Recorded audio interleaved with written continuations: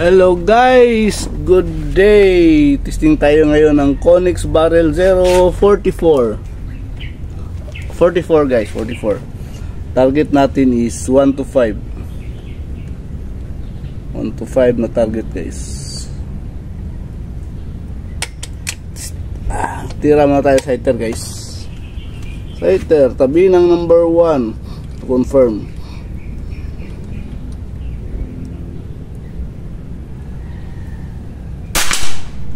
Yun, buti pang sighter X.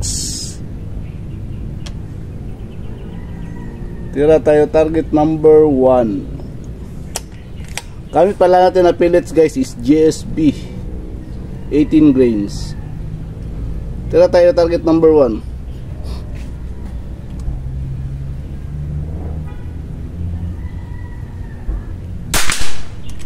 Gis lang. Tira tayo target number 2. Hangin.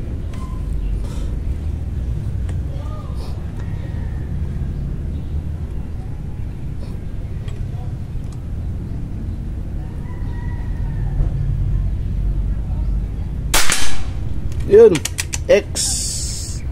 Target number 2 is X. Tira tayo target number 3.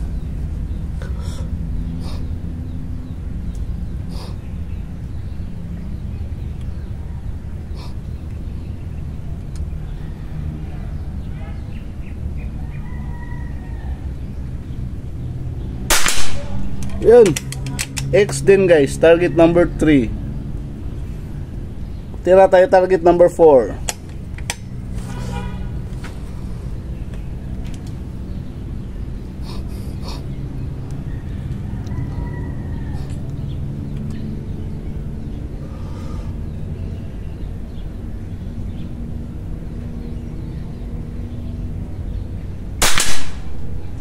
Yun, gis lang.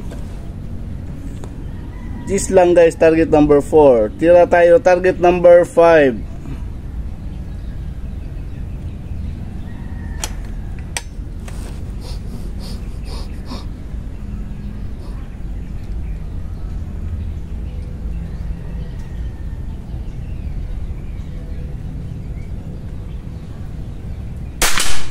Yun, X guys, target number 5. Kunin natin yung camera natin guys ha. Teka. Yun.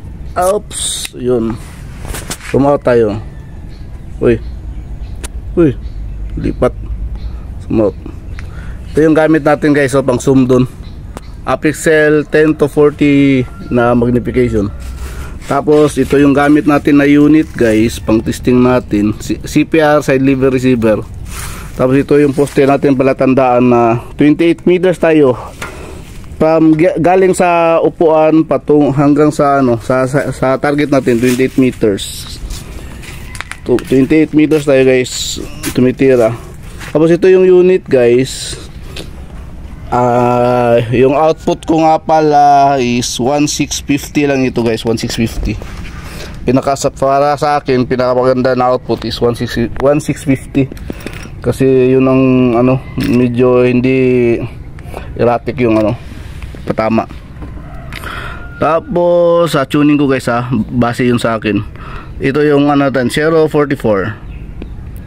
Ang barrel na to guys, tingnan nyo guys 20.5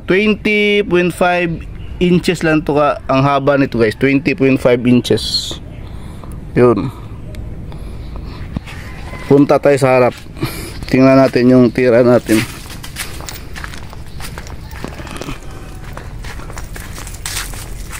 Siguro sira kasi yung chrono ko. Nasa siguro chrono nito, 890 siguro. Na ganun. Kasi maiksi lang yung barrel Pag mas maiksi kasi ang barrel guys, mas maliit na velocity ang need para tumama siya. Ito guys 044. Tira tayo sighter una X. Tapos X ang sighter guys. Teka. number 1, tira tayo number 1, G's. Number 2, X. Number 3, X. Number 4, G's lang. Number 5, X. Puro clean shot guys. So sa 6 na tira, 1, 2, 3, 4, 4 na X, 2 G's, 6 na tira. 20.5 inches lang to guys na barrel. Gamit na pellets is GSB 18 grains, yung deep skirt ha, na ano, pas pangit yung ano tong mama ba guys, yung shallow ang skirt, so maganda yung deep skirt na GSB. Okay, thank you Papa God.